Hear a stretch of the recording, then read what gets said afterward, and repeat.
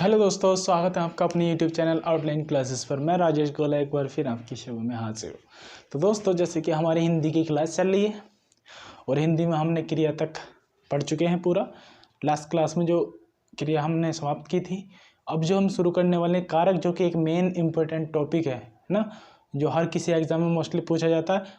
Class शुरू करने से पहले मैं आपको बता दूं कि आपने कारक पढ़ रखे हैं, बहुत अच्छी बात है, आप बहुत अच्छे से जानते हैं। बट आज की क्लास देखने के बाद आपको पता चलेगा कि कारक में ये भी होता है। आपको यहाँ पे ऐसे ऐसे पॉइंट देखने को मिलेंगे कि शायद आपने नहीं पढ़े थे और पढ़ने वाली चीज़ें भी हैं, है ना दोस्तों।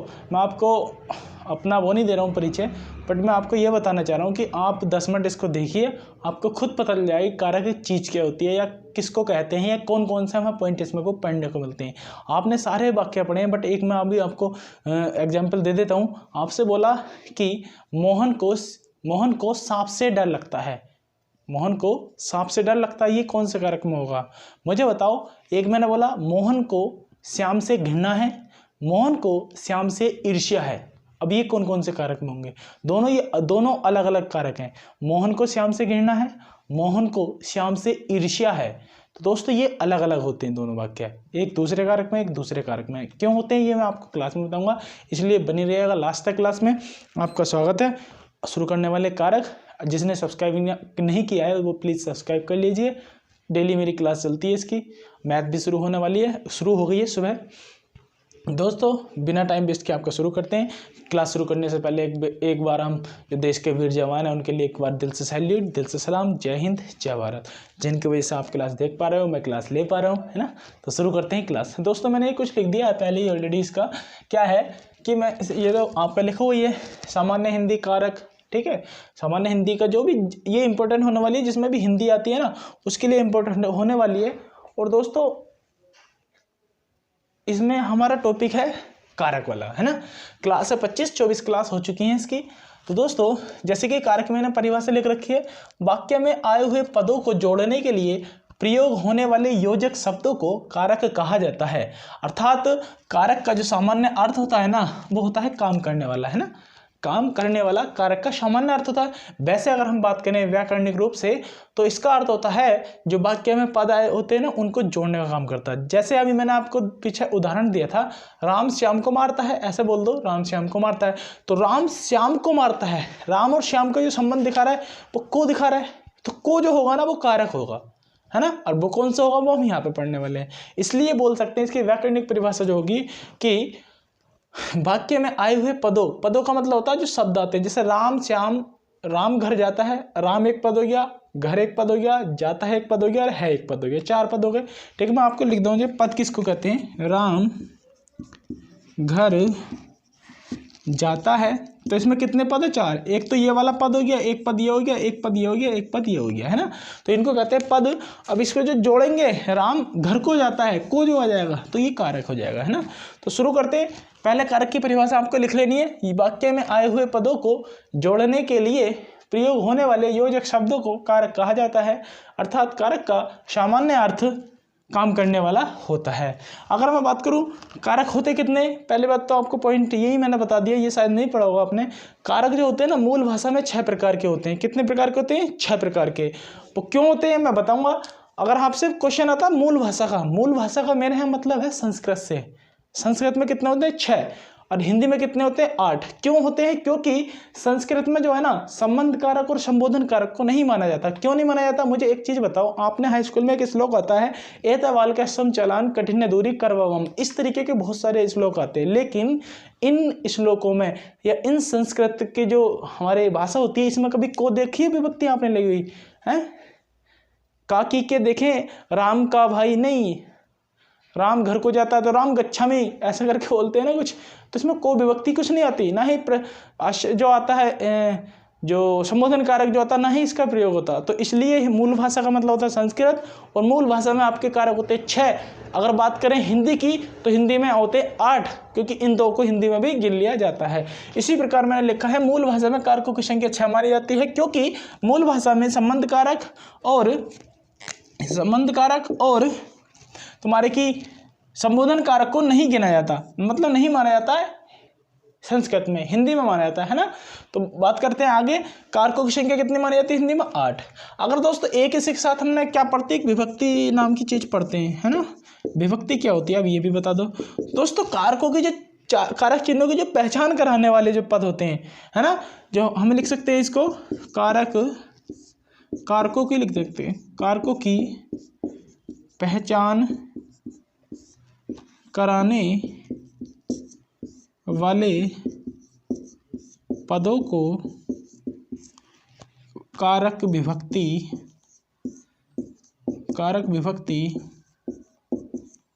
कहा जाता है। कारक विभक्ति कहा जाता है। कारकों की पहचान कराने वाले पदों को कारक विभक्ति कहा जाता है। मतलब कारक तो उनको कहते हैं जो पदों को जोड़ते हैं, लेकिन उनकी जो पहचान कराते हैं उनको कहा जाता है हम कारक विभक्ति। ठीक है, तो आपको पता चलेगा किसको कहा जाता है। एक चीज यहाँ पे और लिख लीजिएगा कि क्या कारक विभक्ति को, इसलिए मैंने आपसे बोला था कि बहुत सारी चीजें यहाँ पर नहीं पढ़ने को मिलेंगी। विभक्ति को परसर्ग भी कहा जाता है। विभक्ति को परसर्ग भी क्या कहा जाता है? परसर्ग भी कहा जाता है। क्या कारक को विभक्ति को परसर्ग भी कहा जाता है। तो आप दोस्तों मैंने सिर्फ आपको परिभाषा बताइए कारक और विभक्ति होते क्या हैं। तो कारक आपकी ये परिभाषा लिख दिया। कारक मूल भाषा में 6 होते हैं, हिंदी में 8 होते हैं। और कारक विभक्ति किसको कहते हैं? जो कारकों की पहचान कराने वाले पद होते हैं, और इन्हीं को परसर्ग कहा जाता है। तो दोस्तों मैंने सिर्फ बात की थी यहाँ पे क्या, कारकों की। अब हम बात करेंगे कारकों की, विभक्ति की और कारक की, कि उनके उदाहरणों की। तो दोस्तों इसको मैं रफ कर रहा हूँ, आप स्क्रीनशॉट ले लीजिएगा इसका, या नोट डाउन कर लीजिएगा मेरे साथ साथ, है ना। तो दोस्तों आगे चलते हैं। दोस्तों आपसे एक रिक्वेस्ट करना चाहूँगा, प्लीज़ चैनल को यार सब्सक्राइब कर दिया करो भैया, है ना, क्योंकि थोड़ी बहुत हमारी भी मेहनत लग रही है भैया, कर दिया करो। यही कर सकते हैं और कर भी कर सकते हैं हम, है ना, कह ही तो सकते हैं। अगर आपको अच्छा लग रहा है तो कर दिया करो, अगर अच्छा नहीं लग रहा है ना, आपको नुकसान लग रहा है कि ऐसी चल रहा है कोई फ़ायदा नहीं है, तो सब्सक्राइब आपने कर भी लिया है मानवता के नाते, तो उसे अनसब्सक्राइब कर दो फिर, है ना। अगर आपको लग रहा है कि इससे कोई फ़ायदा नहीं हो रहा है, मैं आपका टाइम वेस्ट कर रहा हूँ, तो तुरंत चले जाकर यहाँ से और वो भी जाना तब है जब अनसब्सक्राइब कर दो। अगर अच्छा लग रहा है तब सब्सक्राइब करना है ना। फालतू की चीज़ें रखने का किसी को शौक नहीं होता, कोई काम की तभी रखनी चाहिए, है ना। ठीक है, आगे बात करें हम कारकों की। कारक इधर मैं लिखता हूँ आपको क्या, विभक्ति, मतलब जो इनके होते हैं क्या, जो कारक विभक्ति होती है, जिसके चिन्ह होते हैं, जिससे पहचान चलती है कारकों की। एक तरफ लिखा मैंने कारक, एक सेकेंड इधर लिख देता हूं, एक तरफ लिखा मैंने कारक, फिर लिखा विभक्ति, है ना। इधर लिखेंगे, उदाहरण बताते रहेंगे इनके। पहले मैं कारक लिख देता हूं, फिर विभक्ति लिखेंगे। तो पहला जो कारक है मेरा, ठीक है, पहला जो कारक है क्या है, कर्ता। याद करने की ट्रिक भी बता दूंगा मैं आपको। पहला है कर्ता कारक, ठीक है। कर्ता कारक की विभक्ति होती है को, सॉरी कर्ता ने, पहली गलती हो रही है मेरे से भैया। तो कर्ता कारक की विभक्ति होती है ने। दूसरा आता है कर्म कारक, इसकी विभक्ति होती है को, ठीक है। तीसरा आता है करण कारक, करण कारक, इसकी विभक्ति क्या होती है, से। अब एक अपादान कारक भी होता है, उसकी विभक्ति भी से होती है, लेकिन हमें क्या याद अभी बताऊंगा कि अपादान में क्या अंतर होता है और करण में क्या अंतर होता है, ठीक है। अभी फिलहाल इतना लिख लीजिए। चौथा आता है कि देखो, कर्ता ने कर्म को करण से संप्रदान के लिए, संप्रदान की क्या होती है, के लिए, क्या होती है दोस्तों, के लिए। संप्रदान की याद रखना किसके लिए होती है, के लिए। अगर इसकी जगह दोस्तों मैं एक चीज और बता दूं, करण कारक की विभक्ति होती है, इसकी एक होती है क्या, के साथ, इनकी ये भी होती है विभक्ति, ये होती है के माध्यम से, है ना, के माध्यम से, ठीक है। ये सारी विभक्ति होती हैं। अगर मैं 5वें की बात करूं, कर्ता ने कर्म को करण से संप्रदान के लिए अपादान से, अपादान, तो अपादान की भी से होती है, लेकिन इससे का अंतर मतलब होता है अलग होने के सेंस में, अभी मैं बताऊंगा उदाहरण से आपको। अलग होने के, अलग होना क्या होता है? अलग होना। अगर मैं बात करूं नंबर 6 की, क्या आएगा? कर्ता ने कर्म को करण से संप्रदान के लिए अपदान से, और फिर आता है क्या हमारा? संबंध कारक।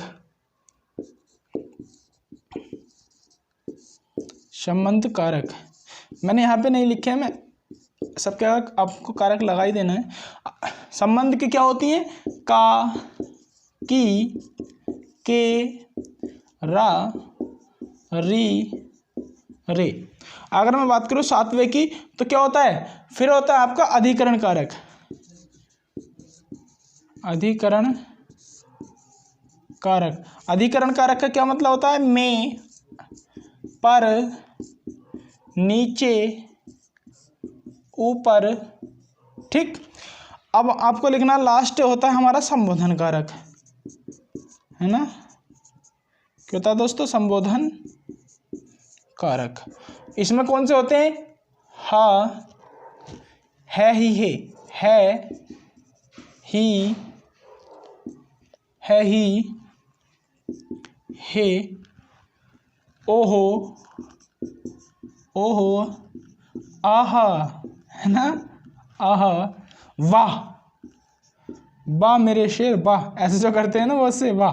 ये होता शाबाश, शाबाश बेटा शाबाश। ये जो बोला होगा आपके मम्मी पापा ने, जो भी बोला होगा कभी भी, शाबाश, ये वाले सब। तो ये होते हैं दोस्तों कारक, इनकी ये होती है विभक्ति। कौन कौन सी आपको याद कैसे करना है? कर्ता ने कर्म को करण से संप्रदान के लिए अपदान से, संबंध काकी के, रारी रे, अधिकरण में, पर, नीचे, ऊपर, संबोधन है, हा, ही, है ना? तो दोस्तों याद आपको कैसे करना है? जैसे मैं रिदम बना रहा हूं, ये कर्ता ने कर्म को करण से संप्रदान के लिए अपदान से, संबंध काकी के, रारी रे, अधिकरण में, पर, संबोधन है, ही है ना? याद कैसे करना? बिल्कुल सिंपल सा है कि देखो, कर्ता ने कर्म को करण से, कर्ता ने कर्म को करण से संप्रदान के लिए अपदान से, संबंध काकी के, रारी रे, अधिकरण में, पर, ऊपर, नीचे, और संबोधन हा, ही है। बस ये करना, याद हो जाएंगे। 3 से 4 बार आप इनको बोलना, आपको याद हो जाएंगी, है ना? तो आपको दोस्तों ये याद कर लेनी है। अब मैं बात करता हूँ इनके उदाहरणों की। उदाहरण क्या होंगे इसमें? जैसे मैं आपको बात करूं इसके उदाहरण की, है ना? यहाँ पे लिख देता हूं उदाहरण, ठीक है? उदाहरण, इसका उदाहरण क्या होगा दोस्तों? इसका उदाहरण होगा, जैसे मैं आपको बताऊं, जैसे कर्ता ने कर्म को, क्या कर्ता ने विभक्ति क्या होती है? ने। तो जैसे राम ने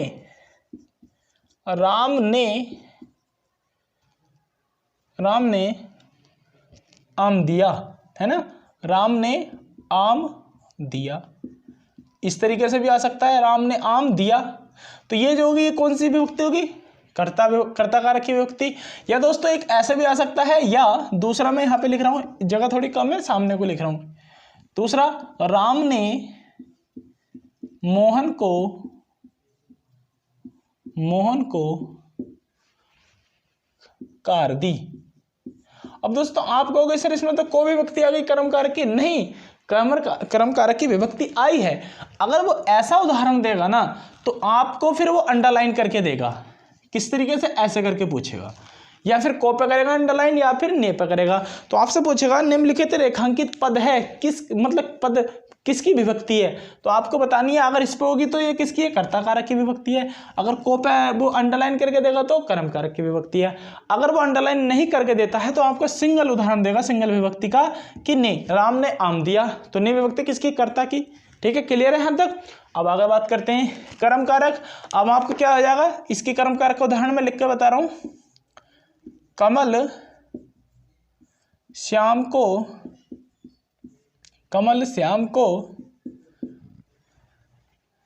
चावल देता है। ठीक है, कमल श्याम को चावल देता है। तो दोस्तों ये जो विभक्ति आ गई ना, ये किसकी है? कर्म कारक की। ठीक है, अंडरलाइन करके दे या ना दे, आपको सिंगल दिया तो सिंगल विभक्ति है, को है तो किसकी होगी?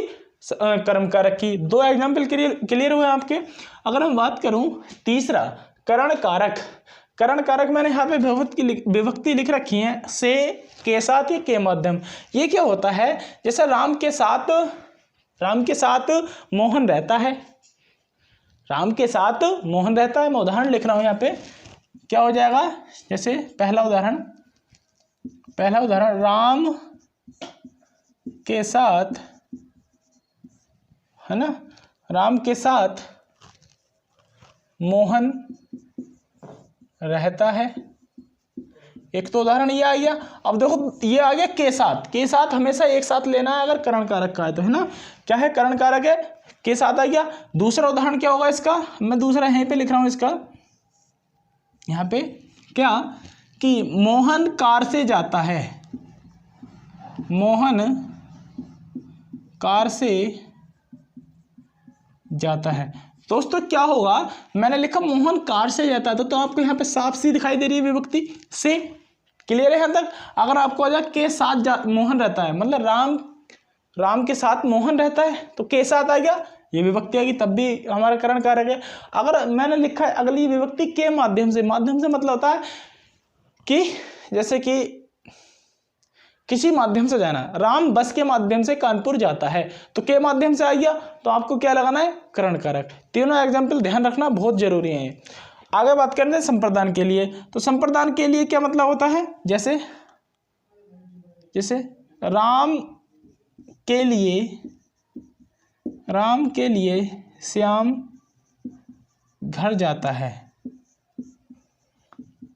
राम के लिए श्याम घर जाता है। अब के लिए विभक्ति आ गई है तो ये किसकी होगी, ये भैया किसकी होगी, संप्रदान कारक की होगी। ठीक है, आपको ध्यान रखना, थोड़ा जगह की स्पेस थोड़ा कम है यहाँ पे जगह, तो मैं थोड़ा पास लिख रहा हूँ। राम के लिए श्याम घर जाता है तो के लिए आ गया। ठीक है, जैसे कि गरीबों के लिए राजा कंबल बांटता है, ये आ गया, मतलब राजा गरीबों के लिए कंबल बांटता है, तो इसमें कौन सा जाएगा, संप्रदान कारक।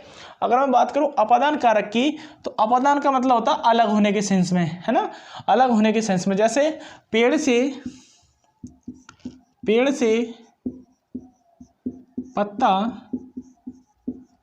गिरता है।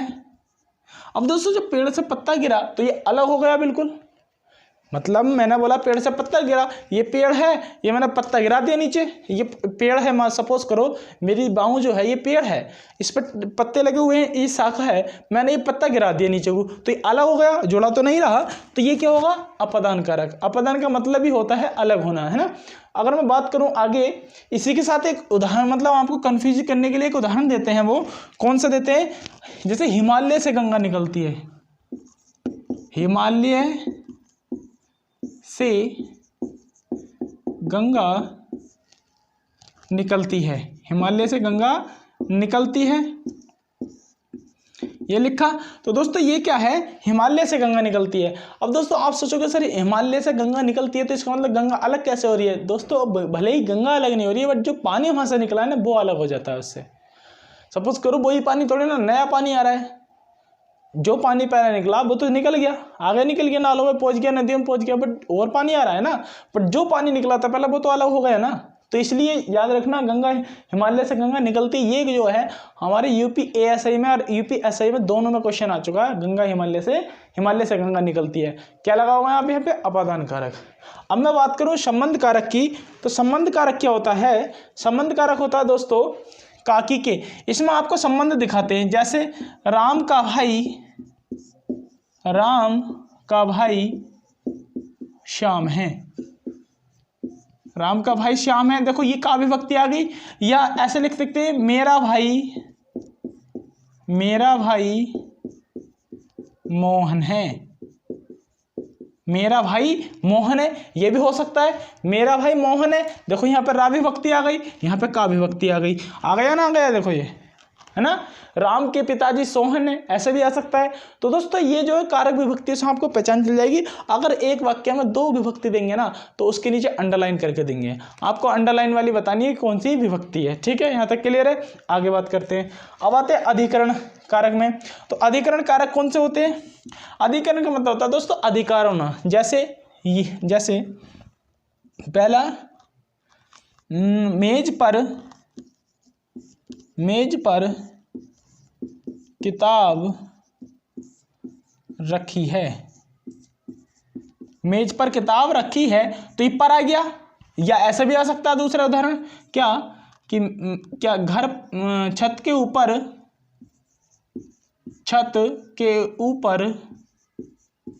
पंखा है ना, छत के ऊपर पंखा है, तो यह हो जाएगा कौन सा, अधिकरण कारक। देखो के ऊपर आ गया। ऐसा भी हो सकता है छत के नीचे पंखा है, छत के ऊपर पंखा है, छत के नीचे पंखा है, पंखे है मतलब कहीं पर भी ऊपर हो नीचे हो, किस में आएगा, अधिकरण कारक में। मैंने बोला खाट पर आदमी बैठा है तो कौन सा आएगा, अधिकरण कारक। आपको याद रखना में पर नीचे ऊपर, ठीक है। घर के नीचे नाला है, क्या हो जाएगा, अधिकरण कारक, ठीक है। लास्ट बचता हमारा संबोधन कारक। संबोधन में कैसे कैसे आते हैं, जैसे कि मैं बताऊं आपको। पहला, अरे वाह तुम आ गए, ये जो होंगे ना दोस्तों, ये किस में होंगे, संबोधन कारक में। दूसरा जैसे कि हे राम ये क्या हो गया दोस्तों, हे राम ये क्या हो गया। तो ऐसे शब्द आते हैं, किस में आते हैं ये दोस्तों, संबोधन कारक में, ठीक है। क्लियर है यहाँ तक। आप इसका स्क्रीनशॉट ले लीजिएगा, आराम से देखिएगा, अच्छे से एक एक उदाहरण आप नोट करके लिखिएगा। मैंने आपको स्पेस थोड़ा कम था इसलिए आपको थोड़ा वो लग रहा होगा, मतलब पास लिख दिया है, बट आप इसको आराम से देखिए, बिल्कुल समझ में आएगा। जो समझ में नहीं आया, मेरा नंबर है, उस पर कॉल कीजिए, मैं समझा दूंगा, वरना कमेंट बॉक्स में आप बात कर सकते, मतलब लिख सकते हैं, ठीक है। आगे चलते हैं, इसका स्क्रीनशॉट ले लेना या नोट कर लेना। आगे अगर मैं बात करूं, क्या अब दोस्तों यहाँ तक तो आप लोगों को सभी पढ़ा देते हैं, यहाँ तक जो है कोई भी टीचर हो चाहे वो, यहाँ तक तो सभी पढ़ा देते हैं, यहाँ तक आके कह देते हैं कि आपके कारक खत्म हो गए। बट जो खेल शुरू होता है ना आउटलाइन क्लासेस का, वो इससे आगे से शुरू होता है। क्या इससे आगे से, क्या मैंने इसलिए आपसे बोला था कि आपने कारक पढ़ रखे हैं, बट मैं ये 30 मिनट की क्लास में इतने अच्छे से कारक पढ़ाऊंगा आपको, बहुत अच्छे से। ये तो आप बुक्स में ही पढ़ सकते हैं जो मैंने अब तक पढ़ाए हैं, बट मैं आपको अब जो नोट पॉइंट करके लिखवा रहा हूँ ना, इसको ध्यान से सुनिए। ये आपको शायद नहीं मिलेंगे, चाहे आप पेड कोर्स क्यों नहीं करते हो, है ना। मिल जाएंगे, कहीं मिल सकते हैं, बट मैं इतनी नहीं कह रहा, बट बहुत कम मिलेंगे। देखो क्या मिलेंगे। तो दोस्तों आपको एक ही चीज़ याद रखनी है, पॉइंट टू पॉइंट में लिख के चलूँगा। पहला पॉइंट लिखो, व्यवस्था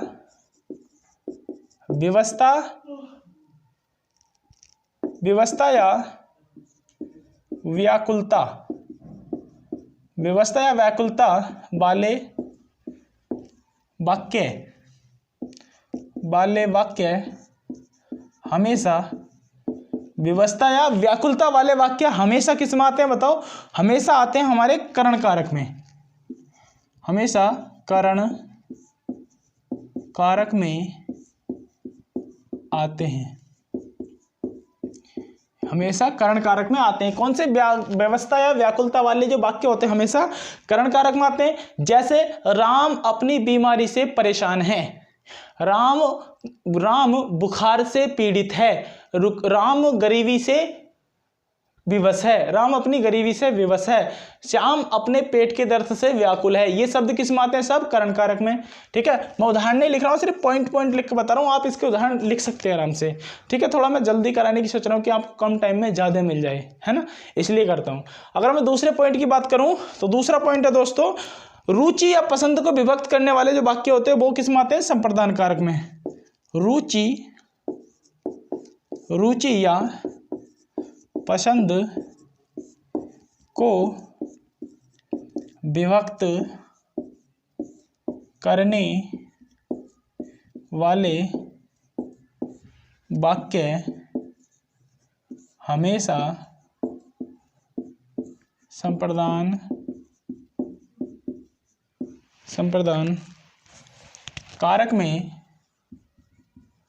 संप्रदान कारक में क्या दोस्तों, रुचि या पसंद को विभक्त करने वाले जो वाक्य होते हैं वो हमेशा किस में आते हैं, संप्रदान कारक में। जैसे देखो रुचि, इसका नाम रुचि मतलब नाम नहीं है, रुचि है, रुचि का मतलब हमारी पसंद। कभी आप सोचो कि रुचि किसी का, जो सोना बाबू है उसका नाम नहीं है रुचि। रुचि क्या है दोस्तों, एक मतलब एक विशेषण है ये। जैसे श्याम को पढ़ने में रुचि है, अब दोस्तों रुचि है, आप सोचोगे श्याम को पढ़ने में रुचि, को विभक्ति आ गई, कौन सा कर्म कारक, नहीं, गलत हो जाएगा वहां पे कौन से होगा, संप्रदान कारक, है ना, संप्रदान कारक। कौन से, रुचि या पसंद वाले जो वाक्य होते हैं वो किस में आते हैं, हमारे संप्रदान कारक में। जैसे राम सीता को पसंद करता है, राम सीता को पसंद करता है, आप सोचो कर्म कारक आ गया, नहीं भैया, राम क्या आएगा, राम सीता को पसंद करता, पसंद आ गया तो यहाँ पर आएगा संप्रदान कारक, ठीक है, याद रखना है इसको। तीसरा में अगर पॉइंट बताऊं आपको, तीसरा आता है दोस्तों, ईर्ष्या को विभक्त करने वाले शब्द जो होते हैं वो संप्रदान में होते हैं। ईर्ष्या को विभक्त करने वाले वाक्य संप्रदान कारक में होते हैं, ठीक है दोस्तों। अब जैसे ईर्ष्या, लेकिन मैं पूरा लिख देता हूं, लेकिन घृणा को विभक्त करने वाले वाक्य हमेशा किस में होते हैं, अपादान कारक में, अपादान कारक में।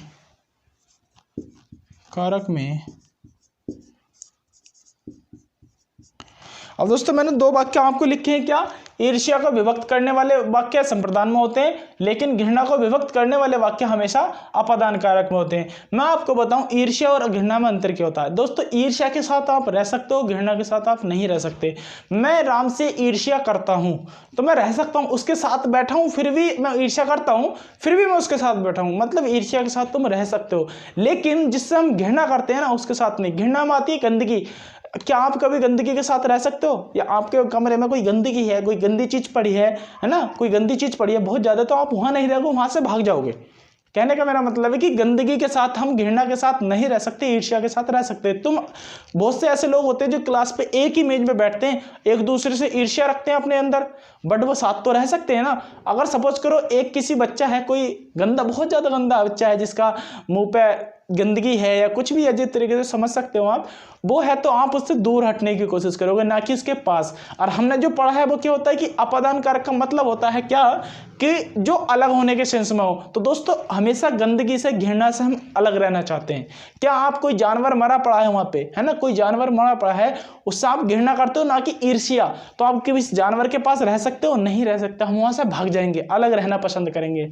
तो दोस्तों घृणा वाले जो वाक्य होते हैं हमेशा अपादान कारक में आते हैं, लेकिन ईर्ष्या वाले जो वाक्य होते हैं हम किस में आते हैं, संप्रदान कारक में। आपको वैसा भी बोला जाता है कि राम श्याम के लिए ईर्ष्या रखता है, राम श्याम के प्रति ईर्ष्या रखता है, आप बोल भी सकते हैं, तब भी इसमें संप्रदान आ रहा है।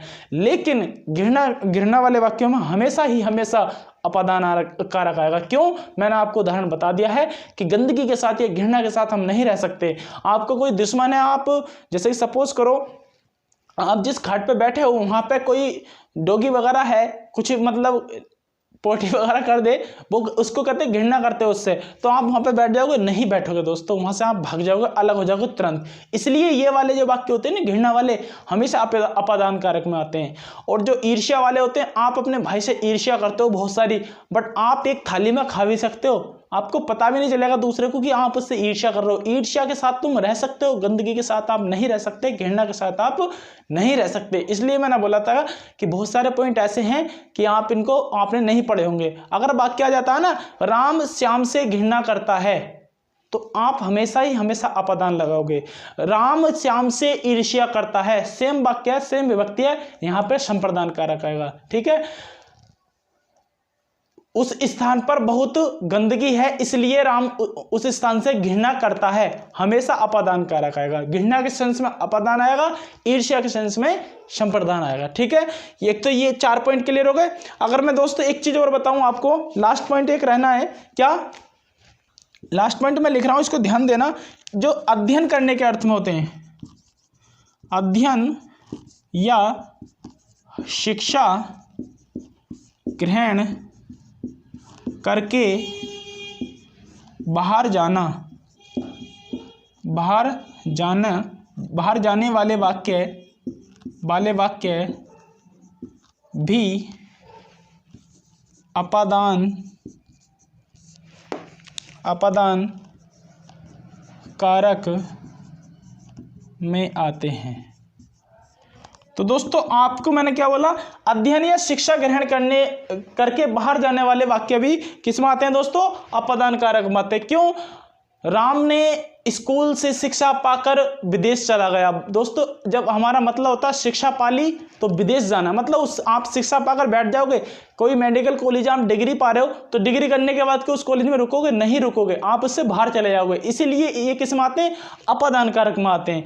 जैसे आश्रम होते थे, पिछले टाइम पे आश्रम होते थे, वहाँ क्या करते थे दोस्तों, जो गुरुकुल होता था, आश्रम होते थे, उसमें जो शिक्षा दीक्षा लेकर बाहर चले जाते थे, ना कि वहीं पर रुकते थे। इसलिए जैसे कि बोल सकते हैं राम ने आश्रम से शिक्षा पाकर वापस आए, राम आश्रम से शिक्षा पाकर वापस आए, तो उसका क्या मतलब हुआ, उसका मतलब ये हुआ कि शिक्षा पाकर वो बाहर चले गए, अलग हो गए। ठीक है, तो याद रखना जो आश्रम से शिक्षा या स्कूल से शिक्षा या अध्ययन करने वाले जो वाक्य होते हैं हमेशा अपादान कारक में आते हैं। क्यों आते हैं? क्योंकि हम वो शिक्षा लेकर अध्ययन करके बाहर चले जाते हैं, ना कि वहीं रुकते हैं। दोस्तों इसलिए मैंने ये 4 पॉइंट आपको बताने थे। ये वाले वाक्य कभी भी आ जाए ना तो आप याद रखना किसके, अपादान कारक के। ये चारों पॉइंट बहुत ही इंपॉर्टेंट वाले। अगर आपको कुछ अच्छा लगा हो, कुछ नया मिला हो, इस सिंपल से डिजिटल बोर्ड पर एक छोटी सी एक माध्यम है, ये प्लेटफॉर्म है छोटा सा, अगर इस पे जो बड़े बड़े प्लेटफॉर्म है उनसे कुछ ज़्यादा मिला हो, अलग मिला हो, तो आज इसको सब्सक्राइब कर लेना, शेयर कर देना, 1 से 2 जने से प्लीज़ करा ही देना, है ना, क्योंकि ये वाले जो पॉइंट बताए शायद नहीं मिल पाते एकदम। याद रखना शिक्षा वाले वाक्य या अध्ययन वाले वाक्य हमेशा अपादान कारक में आते हैं। क्यों आते हैं? क्योंकि हम शिक्षा या दीक्षा पाकर बाहर चले जाते हैं, उसमें नहीं रुकते हैं, उस स्कूल में नहीं रुकते हैं। मैंने डी फार्मा कर लिया, मैंने बीएड कर लिया उस स्कूल से, मैं उस स्कूल से निकल जाऊंगा, भले ही नौकरी लग के उसी स्कूल में आ जाऊँ, इससे कोई मतलब नहीं है, बट फिलहाल तो मैं इस शिक्षा पाकर निकल गया ना। क्लियर है यहाँ तक? एक चीज और मैं बता दूं, डर जो वाले वाक्य होते हैं, डर वाले वाक्य भी हमेशा अपादान कारक में आते हैं। मैं लिखता हूं यहाँ पे क्या लिखता हूं, देखो, डर वाले वाक्य भी अपादान कारक में आते हैं। दोस्तों डर वाले वाक्य अपादान में क्यों आते हैं? इसका रीजन ये है, आपको जिससे डर लग रहा है, क्या आप डर के साथ जी लोगे? नहीं जी सकते। हम जहां डर होगा ना, हम वहां रुकने के नहीं है। मुझे इस कमरे में डर लगता है क्योंकि इस कमरे में भूत है, चुड़ैल है ना, भूत है, चुड़ैल है, तो मैं इसमें कमरे में कभी नहीं रुकूंगा, बाहर चला जाऊंगा। और हमने पढ़ रखा है भैया कि जहां अलग होने के सेंस में आए वहां पे अपादान कारक होता है। तो भैया अपने दिमाग के घोड़े दौड़ाओ, जो ऊपर का ताला है इसको खोलो, कि जब अपादान कारक का मतलब होता है अलग होना। जब डर लग रहा है तो भैया अलग भागेंगे, भूत के साथ चुड़ैल के साथ मैं रह लूंगा? नहीं रह सकता, इसलिए अलग हो जाऊंगा, इसलिए अपादान कारक में आते हैं। राम को भूत से डर लगता है, हमेशा किस में आएगा? अपादान कारक में। ये दोस्तों 4 से 5 पॉइंट मैंने आपको बताने थे कारक के साथ, ये मैंने आपको बता दिए हैं। स्क्रीनशॉट ले लेना, इनका नोट कर लेना, नोट डाउन कर लेना। जो आपको डाउट है मेरे नंबर पर कॉल कर लीजिएगा, कमेंट बॉक्स में बता दीजिएगा, मैं आपको सॉल्यूशन जरूर दूंगा। आपको क्लास कैसी लगी? अच्छी लगी तो प्लीज़ इसको सब्सक्राइब कीजिए, लाइक कीजिए, शेयर कीजिए। जय हिंद, जय भारत।